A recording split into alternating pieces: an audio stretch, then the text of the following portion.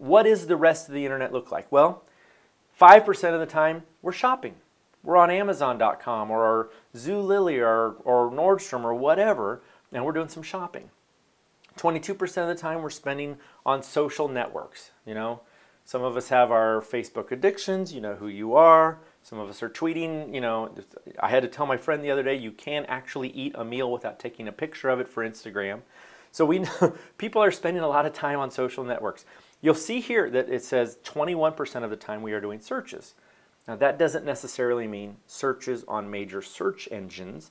That would include things like searching for a flight to Los Angeles, or searching for a movie, or searching for a book.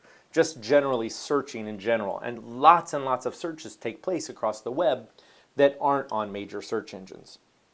For example, you know, if you're not feeling well, you may put your symptoms into a Google search bar, or you may go directly to WebMD because you know that's where it's going to lead you to anyway.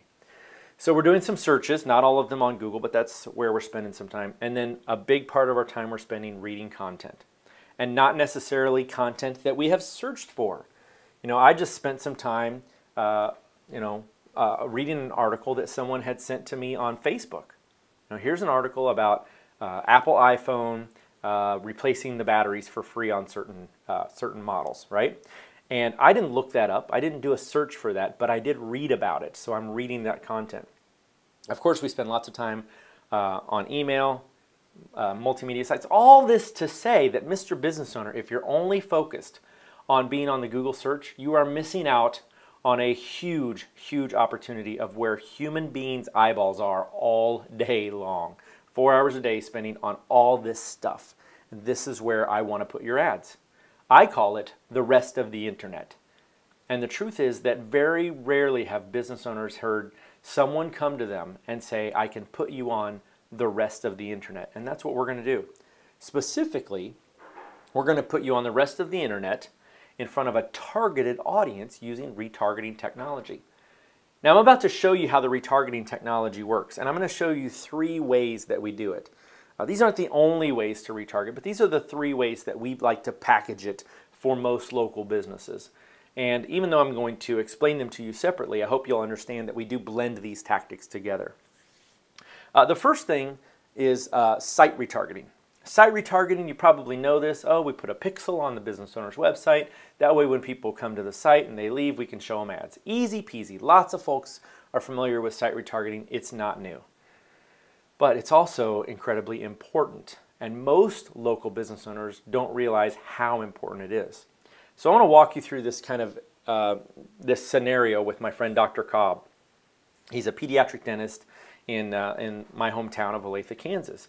And Dr. Cobb does several things already on to get people to his website. As you can see here, he does Google AdWords. If you do a search for pediatric dentist in Olathe, Kansas, you're going to see his ad pop up. People click on that, and that drives traffic to his website. He also has a very cool Facebook page. They take pictures of the kids with mustaches. They call it the Mustache Club. The moms see that, the moms share that, a new mom sees it, likes Dr. Cobb, ends up going to his website. So there's a couple of ways he gets traffic to his website, but what do most of our business owners tell us is the #1 way that they get traffic to their website, or people hear about them? Word of mouth, right? I have this great reputation, David, I don't need to advertise, everybody knows me, right?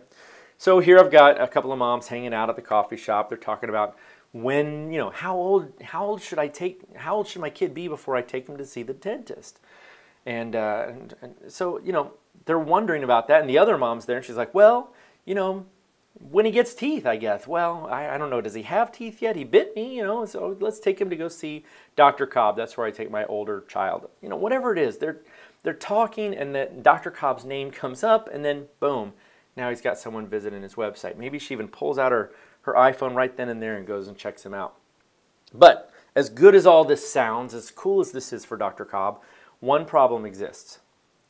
97% of the first-time visitors to a website don't take action. Let me repeat that. 97 out of 100 first-time visitors to a website will leave without taking any action. That means they're not going to click on the About Us page or check out the reviews or go to the contact page and fill out a form to set up an appointment. That's just not going to happen. So if you were to tell Dr. Cobb that 97 out of 100 people you drive to your website leave without taking any action, how's that going to make him feel?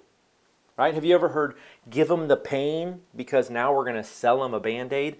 That's what site retargeting is. Site retargeting is the Band-Aid for that, because basically, Dr. Cobb, when people leave and they go over here and they do other stuff on the web, they're hanging out on TMZ or they're checking out what's on ABC Family later, we're going to show them your ads. We're going to remind them that they have an interest or they have a need for a pediatric dentist and that you're the guy. You and that little alligator are the ones to come back and visit. Now, the truth is about 8% of those people who left would have come back anyway. Maybe they just got distracted. They were checking an email. Maybe they got an instant message. I don't know. But with retargeting, we can actually increase that number to about 26%. So we can get about 3 times as many people back to Dr. Cobb using site retargeting. So very, very powerful site retargeting is. Now, the dirty little secret of site retargeting is this. In order for it to work, Dr. Cobb or your business owner has to already have site traffic. He has to already have people coming to his website. And if he doesn't have a lot of people coming to his website, that doesn't give him a very big audience to target, does it? And so for that very reason, we blend site and search retargeting together. Because what search retargeting does is it puts your ad in front of people who are looking for you. People you may or may not know, but people who are looking for you. And here's what that looks like. Here we have a mom, and she's showing some interest through her searches that she wants, has an interest in teaching her kid to floss, right? Now maybe she starts her searches on Google, and I don't have that Google listed here because Google is what we call a 100% secure search, so they don't share their data with anyone. But I start a search on Google, and then oftentimes the result is a WebMD or a Baby Center or something like that. We go to that website, we read the article that's there. Maybe we want to learn more while we're on that same website. And what's cool is every one of those sites has its own search box. And so if she does some searches on those sites, we're going to see those searches. And by the way, this is hundreds of thousands of sites that we gather data from. Don't think of this like this is a limited inventory because Google's not a part of it. No big deal. These are the true research searches, if you will. So we're seeing these searches that this mom is doing. And with this information, we can look at this and we can see kids flossing tips, importance of flossing baby teeth, when kids should start to floss. We can see from this woman's digital fingerprints, if you will, that she would be the ideal person to put it in front of Dr. Cobb's ads, right? If her geography is near Dr. Cobb's location, then she definitely needs to see his ads. And so that's what we're going to do. We're going to put her ads, or Dr. Cobb's ads, in front of a person whose searches have indicated that they are interested in his products and services. And it's really that simple. Search retargeting. But you might say to me, well, David, I don't think I do that many searches, or what if I'm not doing specific searches for it? And the answer to that is in keyword contextual retargeting. Now, blending all 3 of these together is just such a perfect recipe for success, because now, even if a person doesn't do a search, we can get in front of them based on the content that they are reading. And let's look at that. So if I see this person is reading 5 tips to get your kids to floss, would that be a great person to put Dr. Cobb's ad in front of? Absolutely. Absolutely it is. And maybe this article was emailed to this woman.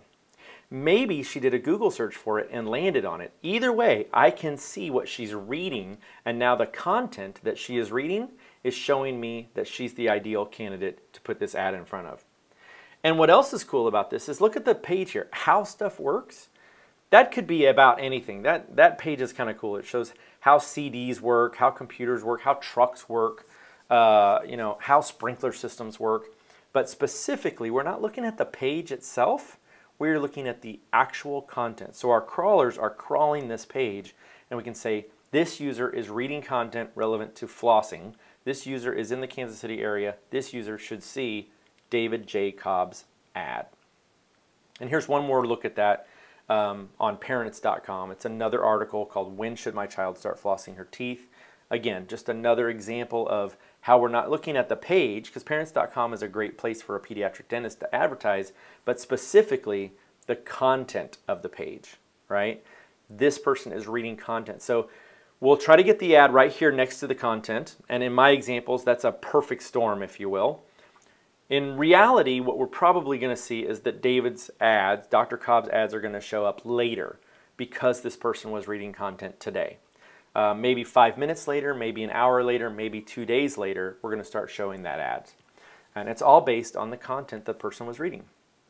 So, again, let me just reemphasize that we don't sell these separately. You can, but we do not recommend it because separately they don't fulfill all the needs. Together, they put your ad in front of people who have been to your site, people who are searching for your stuff, and people who are reading about the stuff that you sell. It is a perfect blend.